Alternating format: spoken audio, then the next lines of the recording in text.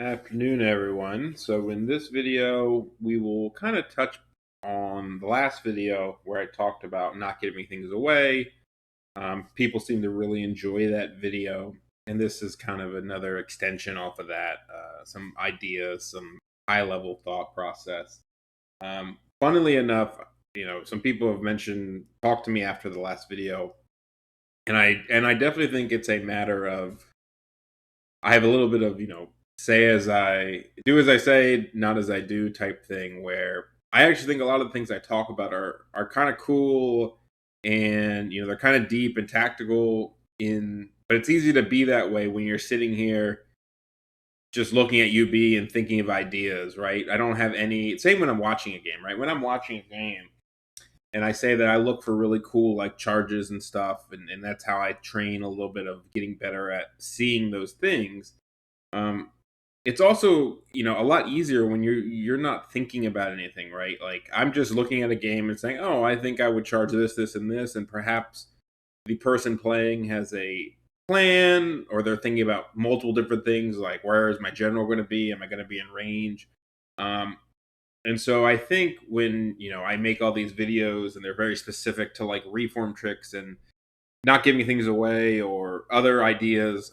It's very easy to do that in a silo of, oh, I'm just here talking. It's like talking chess tactics, right? Um, you see a chess puzzle, you solve it with some tactic or some strategy, pinning or skewering, whatever it is, and then they're seeing that in a game when there's a lot of things going on, and so people talk to me about, oh, it's a pretty cool video and stuff, and I think for me it is hard to put that into practice all the time. I mean, we've talked about checklists, we've talked about all this stuff, but it really it is super difficult to see some of these things and to really um, do them in the moment. And so, while I like doing theoretical talks and all these videos that are kind of, we'll say, deeper, it is really hard to put it into practice in some games, I'd say. And as I get better and as I work to improve upon my own play, these videos really help me get my ideas out there. But I realize that, I look at a game and I sit there after and I'm like, man, it's hard to think about everything. It is really hard to do everything you could do in this game. And some of it is, what am I trying to say? I've said this before in videos. I feel like a lot of these ideas are so like not out there, but like they're so much further than necessary. Like if you were to do a graph of like what it takes to be good at ninth age, I think the stuff, that I talk about sometimes, some of these really niche things, is not really that important until you get pretty good at the like very good at the game or a solid base. Like you could not watch my videos and just learn how to, be tactical in the beginning, have good ideas, have good strategies, and be way more successful than know some weird trick that comes up every once in a while. Then you're probably thinking about so many other things that you don't even notice the trick in the middle of the game. So even for myself, I still find, I'm like, oh, why did I deploy there? Should I move? Normally, it's my big thing is my a very aggressive turn one move and not taking my time to maybe, especially with like a single model, right? Like you don't have to, like an elder, even if you're being aggressive with half the map, you don't have to like rush every side of the map. You can take a second and say, all right, he's going to hang back for a turn because next turn, as the other side develops, now he's going to jump out. And so that's something I'm still working on. Anyway, the comment I did want to make to the not giving away your hand. I'll say this: and this kind of comes from I was talking to somebody, or I didn't talk to him. I was reading a game report where they kind of mentioned they didn't want to give away something and they didn't check something, and ended up biting them in the ass because they realized too late that it wasn't going to work the way they thought it was. And to that I say, it is better to check things and be sure of yourself, even if the enemy can respond to it, than to do it wrong and mess up and lose because of it. So, as deep it is to be tricky and try to see things and not give away things, it is better to do it right and let the enemy know like what you're trying to do or test, check things. Especially, I think the next level of that is, can they do anything about it? And I'll give you an example. And if the person, I don't know if he watches my videos, but if he watches my videos, he'll know that I saw this, and I'll use my models as an example, real quick. And this is not the exact situation. This is the idea behind the situation, but this is not exactly what happened. So, let's just say this is Wolf Riders, and I'm trying to double charge this with this and this so that these guys overrun into the flank. And let's just say, purposes of this, I need this on. So they're going to have to go as far up as they can go. And then, so this is the situation. Does this work?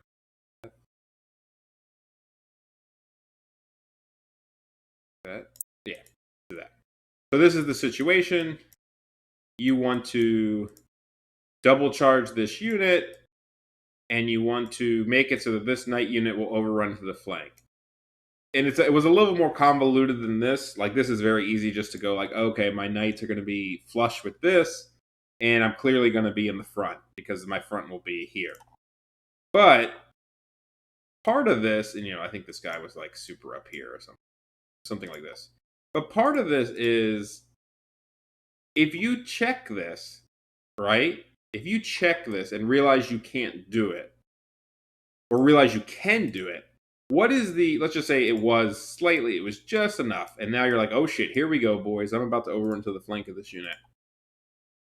If you telegraph this to the enemy, right, by putting your models here and checking everything and being like, oh, I'm going to be in the front flank, whatever, what is his choice? What can he do to prevent it? Because if he flees this unit, you're just going to flank him with this thing. Potentially, in this example, there's like a monster here, and then you just flank him and kill him anyway. So if his response is to flee, and it opens up something else for you, just let him do it. You know what I mean? Just telegraph it if you need to. If the worst case is you miss it and then you hit him in the front and die, let's just say this was a super fighty unit and your knights weren't as strong as Chaos Knights, then make sure you do it right. And think about what their responses can be. Sometimes, telegraphing something gets a response out of people. We'll go even deeper than that, right? You can, and this is where visualizing the board is really useful. If you can, like, there's times where like I've done something where, let's just do an example like this, right? You have this guy blocked, and I don't know, you have this guy over here, and you're like, okay, I'm going to charge this unit. And then you go and you put this model in, and then you visualize, him overrunning into this. Like, you see if it happens. Sometimes that can spark something in the enemy to maybe flee when they shouldn't have, or do some reaction where if you think that it doesn't hinder you and it could be better, maybe you bait them into being scared of something happening, right? It really is like this is like a metagame shit. This is where I'm saying it really doesn't matter. But it probably is more important to be able to visualize like orders of charges, like, oh, if I charge with this one first, they're going to flee here and then can't, I don't know. There's something with like catching things and charging things off the board that's probably more important. But I guess what I wanted to kind of get back to from the last video is not even good. Being as secretive as possible is second to making sure it's right. Give away as little as you can by still knowing what's going on. Like, don't do something and don't want to give it away, and then like it screws you because you didn't check it. So again, that is more of a give the least away that you can. I could go on and say one thing that I'll say I do pretty well, and I know a lot of people I play and or others don't do well, is hide their, I don't know, frustration or their I don't know, just take. I played a game the other day where my herald took 7 lead belchers from long range and a trial of faith. And the lead belchers hit on 6s and a trial of faith. Trial of faith averages half a wound. Those lead belchers average half a wound. I took 3 wounds from it all. Definitely possible, especially the trial of faith, because the 1 and 9, where I rolled a 1, he rolled a 3, and I failed 2 saves type thing. But there's nothing like crying about it. Like there's nothing that you get anywhere from crying about it, right? You just got to play the game and keep going. I think I took 3 wounds from that, and a fucking ogre spear did 3 wounds to my elder. Shit happens, right? I feel like my elders always gets fucking fucked up by hunters.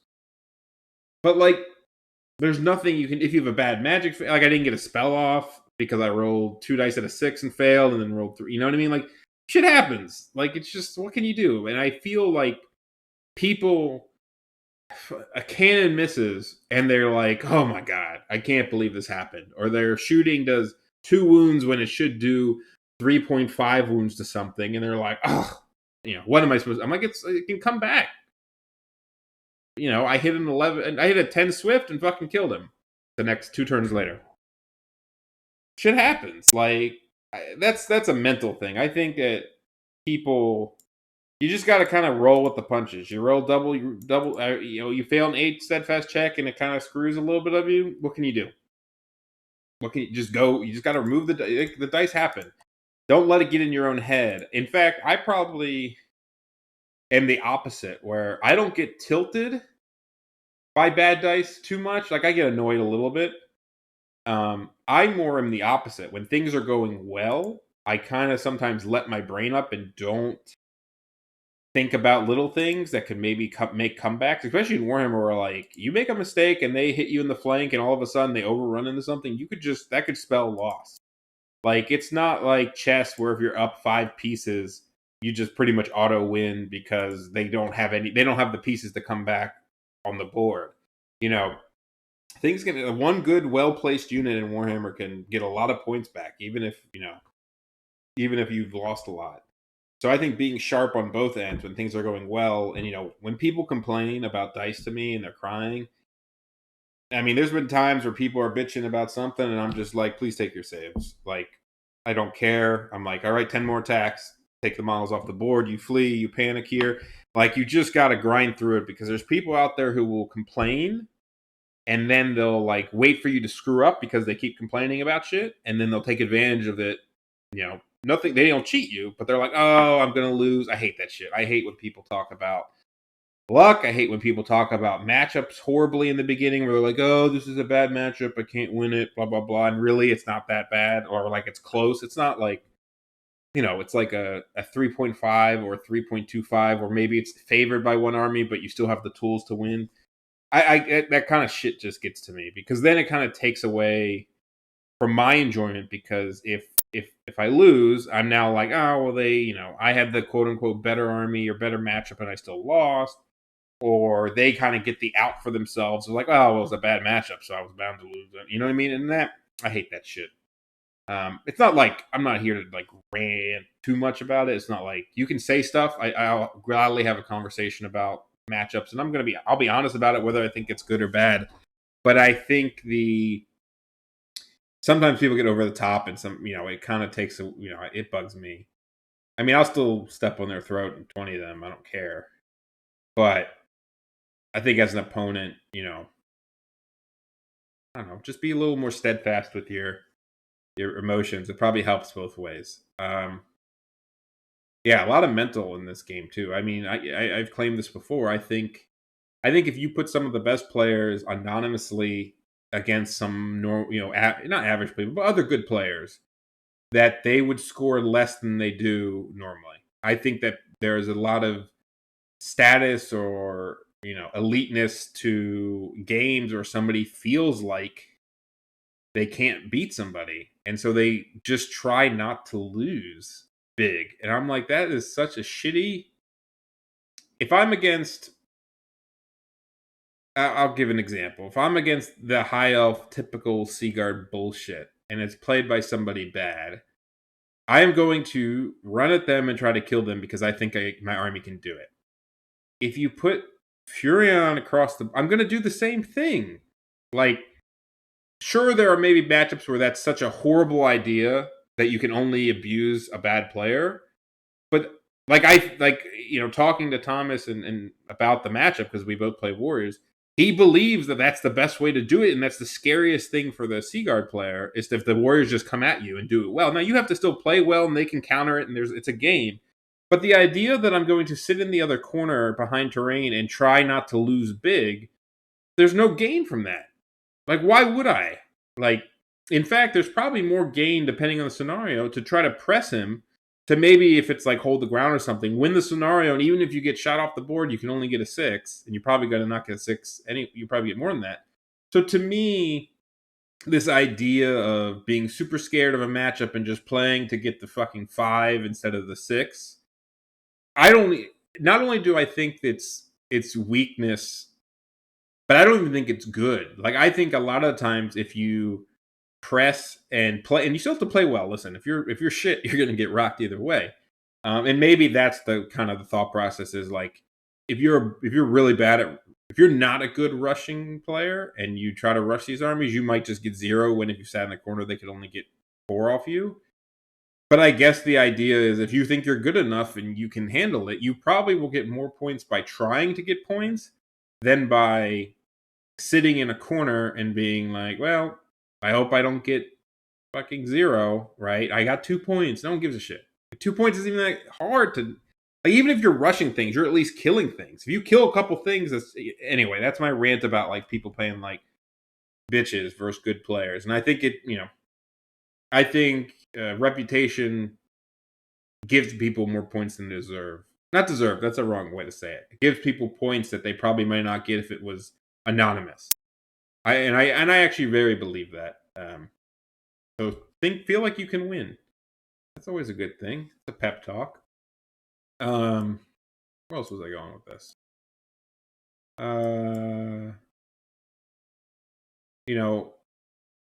I think one thing in Warhammer that's interesting is this, idea of resource management. So this is more apparent in games like Malifaux. So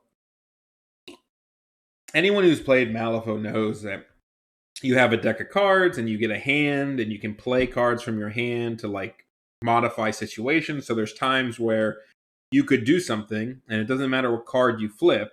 You always had, the king in your hand and you can make sure you guarantee it because the enemy, your stats higher. So, anyway, you can guarantee it. Like almost like having a dice roll in your hand that you could say any time during the game, you can always cast a 7. You can roll a 7. So, if you have to take that steadfast check, you're always going to pass it, right? So you had resources like that. You had resources to mitigate rolls and mitigate damage, and there was activation. So every model could only do 2 things per turn, and that's a resource in and of itself. The time, if you have a big monster and it can only do 2 things, well, it means that everything it does is usually more powerful. Like it has a powerful attack or it has a really fast move. But if you put I played Gremlins, so I had a lot of models. I would a lot of times throw my models next to somebody's model and be like, all right, you have to use an action to kill him. And then you use this giant attack action and it fucking kills my little gremlin, and then you're down half your actions for the turn. And if you think of it over a 5-turn game, I just took 1/10 of their actions for one little model of mine, and depending on the situation, they might not be able to get to where they need to go to kind of impact the rest of the game. So I might have screwed them up with just one model. And so that was like a very interesting resource management type experience, activations and stuff like that. And I think there's a little bit of it in Ninth Age. I think trading pieces. People always think about chaff. And, it's super obvious. That's the one, right? Oh, I'm going to put my units in front of you, and then I'm going to put my unit here, and then blah blah blah. And that's a pretty typical trade. But I think some of the better players really have line of sight. That's not. It wasn't supposed to be a joke on Warhammer, but really have the idea of like sometimes you just put like a model here, like in the middle, and they might kill it. but the effect of killing it like gets half their army out of position that the rest of your army can now go in and crush them. People are so, you see so many dances of like, I'm going to be just out of your charge range and you're going to be just out of my charge range and stuff like that. And there are situations where you're just like, all right, charge me. Just do it. Because whether you set up a counter, whether, forcing the action can be very helpful. And so if a lot of people just dance around each other, which they do, there's a lot of standoff games, the crescent games, as I call them, where everyone's like this. Everyone's just looking at each other in this semicircle. And I think that if you're willing to go and trade pieces, like, yeah, it might suck that you moved your knights up and you're 500 points, and points shouldn't even be the ultimate factor. But if you move up and all of a sudden, you know, it causes an issue, and then they charge things in, and then think about where they're going to end up, and then you come and flank him and kill both. I, I don't know. I think that's an untapped kind of, people don't get very scared about trading models and trading positions, and it's hard to see that while like setting up the game and while setting up your tactics. Another like resource management thing, especially like secure target or spoils, it comes up a lot. Let's say you have like a secure target over here, and let's say you have one all the way on this side of the board on the left, right? Where this, depending on your army, you might have zero chance to get both. And maybe as an orc player, you say, I'm going to put, an iron orc unit right here. With the idea being that, one, I'm going to, as the Warriors player, I have to, if I want it, I have to put a unit here. But also you think, all right, heads up, I do not, let's say the Iron Orcs win. So they edge them out. But if I put an Elder here, then the Warriors will win this, which makes sense. This is almost 800 points, and this is 300 points. And so there's a resource here where you can either say, okay, I'm going to try to win this one, and I'm going to add let's see, what do we add to the fight that would make, this would probably make it orc fared. A Gargantula hero, right? Because now this is like 900 some points, this is 800 some points, and he beats this, and this beats this, right? And so you can either keep adding stuff to this and saying, well, I'm going to put in, I don't know, this, and I'm going to try to beat you with this. Or as the warrior player, maybe you say, all right, you say this guy is a super pain in the ass for my army. And the longer I can keep him occupied with doing something, the more chance that I have to maybe win the scenario on the other side. Because especially if this piece, you can't even think about, I was using points, but I think points are actually a very poor way. You pay points and then you have an army. What you really shouldn't be focusing on is how many points it takes to do something. It's how much of your available tactical resources does it take, right? The fact is that even though this guy is only like 100 somewhere, I don't know, these two are the same points, in the straight up matchup, this probably beats this just because of wounds and great weapons and stuff like that. Whereas, this Elder could potentially just shit all over the Iron Orcs. Maybe the Iron Orcs aren't the best example because they're pretty tanky, but the downsides of the Iron Orcs being they can't flee and they're slow maybe are mitigated in this case. But at the same time, this Spider Hero is really annoying for Warriors. So keeping him out of the game has a lot of intrinsic value to the Warriors player because maybe nothing else in the list is scary. And it's not just the fact that he's 600 points, it's the fact that nothing else, let's just say a Demon Prince, Herald. If nothing else in the army beats the Herald except for him, and he's distracted doing this, all of a sudden your Herald, it doesn't matter if the Herald's worth 800 points. He's worth thousands of points to the Orc player because the Orc player cannot deal with him without the Spider Hero.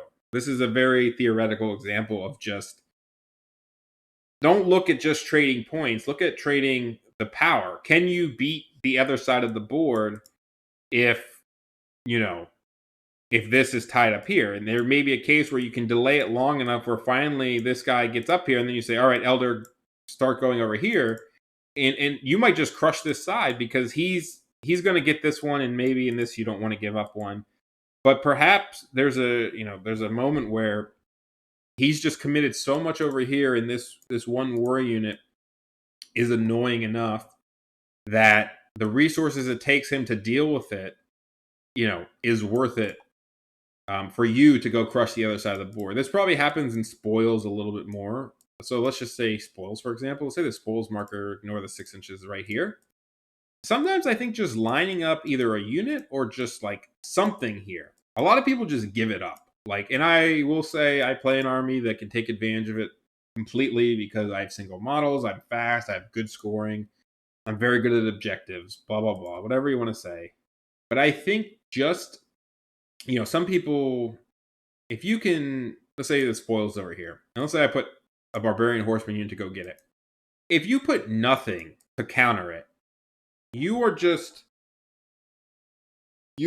giving me a free objective for a 200-point unit, right? But if you start maybe, I don't know, some orc thing, I don't know, something on the other side, a couple boar boys or something. If you just start something on that side that can deal with these, all of a sudden I have to decide, do I want to put more resources to get this objective?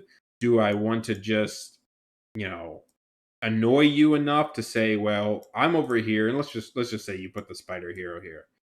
I might just say, all right, if I can distract this guy for 3 to 4 turns, he'll never impact the rest of the board, and I won't get this objective, but I can focus my points elsewhere. Or I want to put overload in and make sure I get it. There's a little bit of like resource stuff there, and putting just enough to scare people, just enough. You want to be able to win this side by just enough. Because if you put 8 models over here, and then all of a sudden they're like, fuck it, you can have it, and then they crush you on the other side of the board, well, that is useful to one of the players, whoever did the right thing. And then it's where understanding like which models, again, you can put 6 units that are all 600 points in front of me.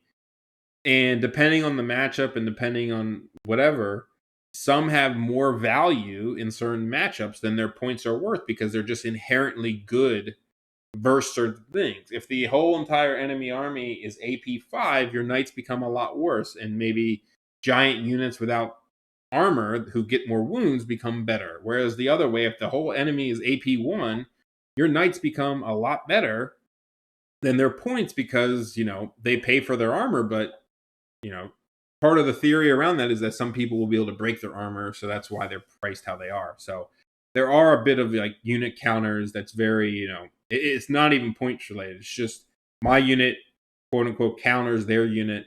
And if I can get my units in the right position, then I have an advantage. That's why I remember playing a Beast Herd army way back.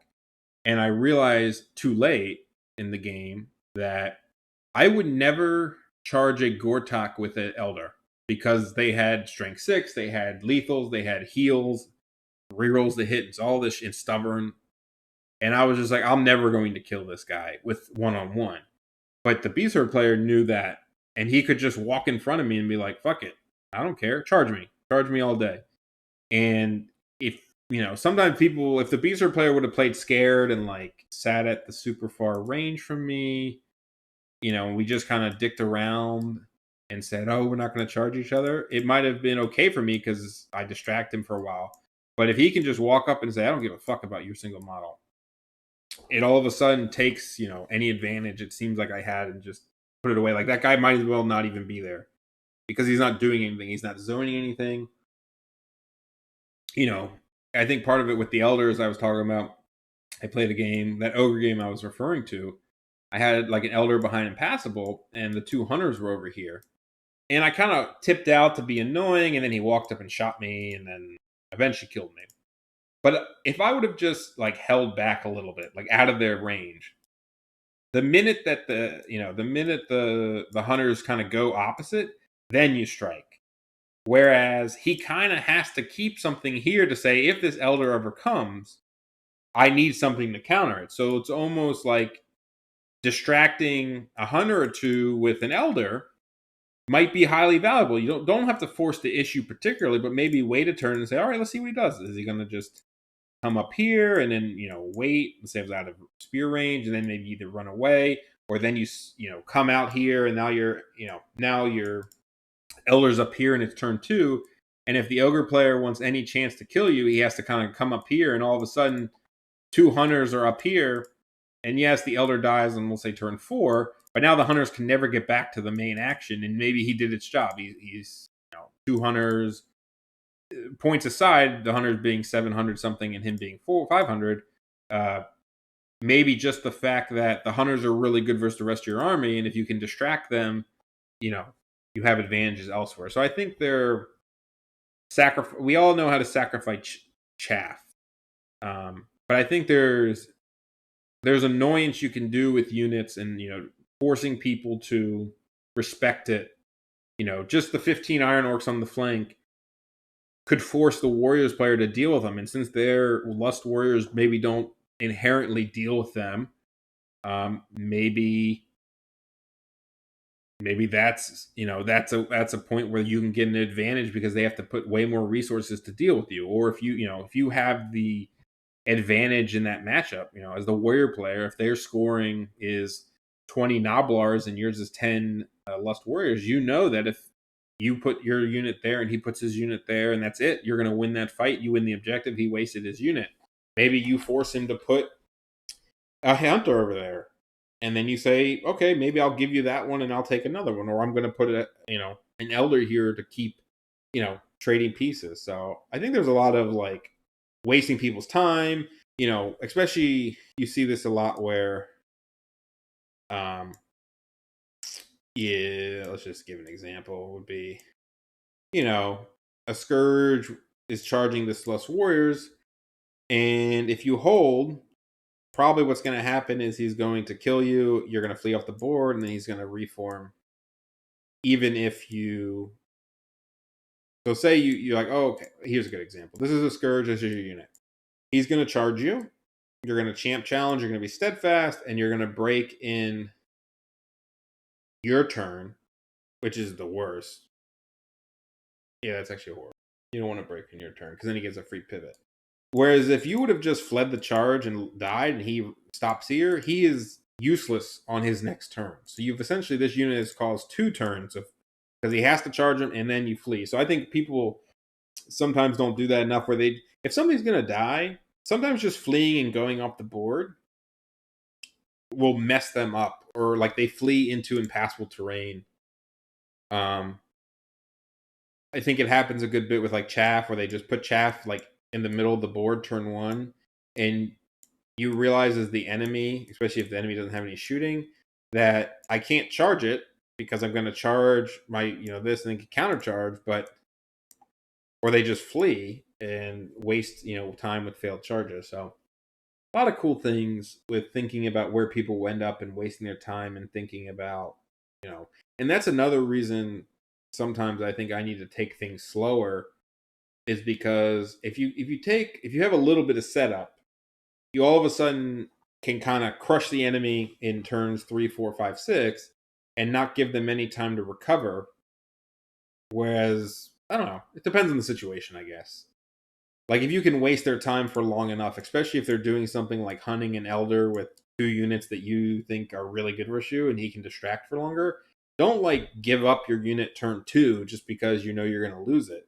The longer you make them go after you, whether you're running away or fleeing or putting yourself in weird positions, I think that can always be really helpful, especially sometimes with shooting units and stuff like that. So I don't know. That was a kind of a high level, just rambling about different tactical things. Yeah, I don't know what to call this video. Something rambling, but thanks for listening.